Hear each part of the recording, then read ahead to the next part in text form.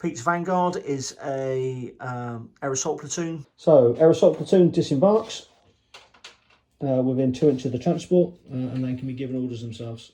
Platoon orders, so the infantry have just basically spread themselves out, got themselves into cover. Another platoon that's going to make life really hard to shift. Okay. Apart from steadily increasing his stranglehold on the objectives, Pete has handed over to me for my turn 2, my Vanguard units. So British turn 2, Vanguard arrivals, a infantry platoon in 432s with an attached sustained fire machine gun, and the gunship that I drew from the first chit of the game. Going to come on this turn as well. Let's see if it makes a difference. So the tow pops up over the village, spies the BMD recce patrol moving back down the road, engages it with tow and destroys it. Chit to the Soviet. So the tow missile that destroyed the BMD required a chit. It's a special one. However, Pete then plays that back on me, and he's playing breakdown chit on a scimitar. Rolling a d6, rolls a 6, the vehicle catches fire, bursts into flames, and I take a chit. Oh dear. I've drawn a chit for the destroyed Scorpions. Next order is going to be call for fire, and hopefully I'm going to bring down some water fire on the dug-in infantry platoon. 432 is not the fastest vehicle in the British Armoury. Move of 8 off cross country, enough just to move into cover from the overpass. I can't afford to be sat out in the open with potentially anti-tank guided missiles from the air mobile platoon. So that'll probably finish me there.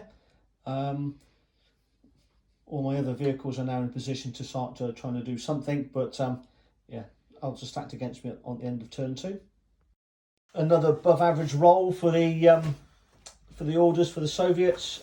Pete rolled 9 plus 4 for officers, takes him to 13. He's ready to track for turn 3. The newly disembarked platoon all put on ambush fire.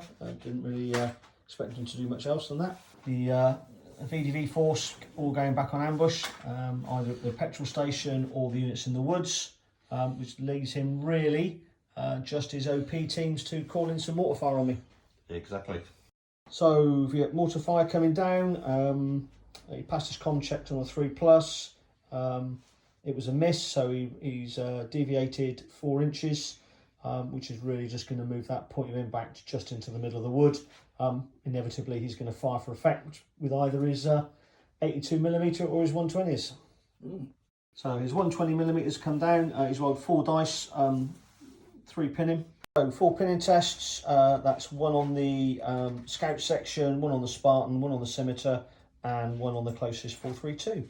So we've got a pinning hit on the infantry. I've got a 5+ cover save from the wood, which I've made, which is lucky because Pete stood by with his dice to try and see if he'll kill me, which we're not going to roll, but if he did, would well have done some damage. As it passed its pinning test, it isn't pinned, and therefore the marker doesn't get applied, and we only use it just to indicate where things were going to happen. So that unit's free to obey and follow orders. So end of turn 3 for the Soviets. They still look like they've got a good foothold in the area. Over to the Brits for their turn 3. So Brits turn 3, 9 orders. First of all, we're going to go and call for fire. The first attempt from the Spartan on the far right hand side, from the scimitar on the far right hand side, not successful, so we've moved over to the left flank. Choice of 2 possible mortar spotters. First one passed its comm test. Spotter round's been placed, rolling for accuracy, which is a 2, so which is going to be a 2d6 plus the point, 6 inches back towards me.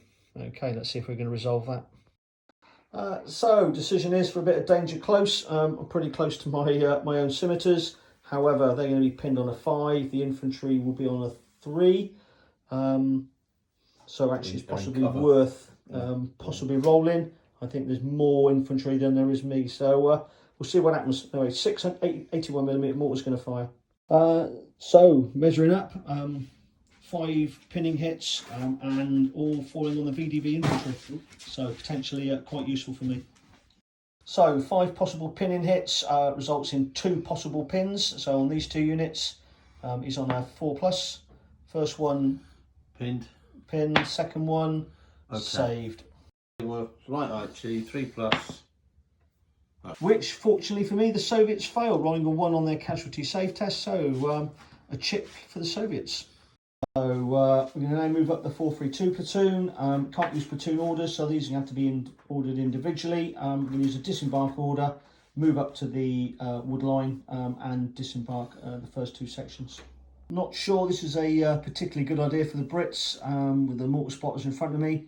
This could well be just generating what's called a target-rich environment for him. But I've got to do something, and I need to get the infantry moving and see if I can dislodge from the centre of the table.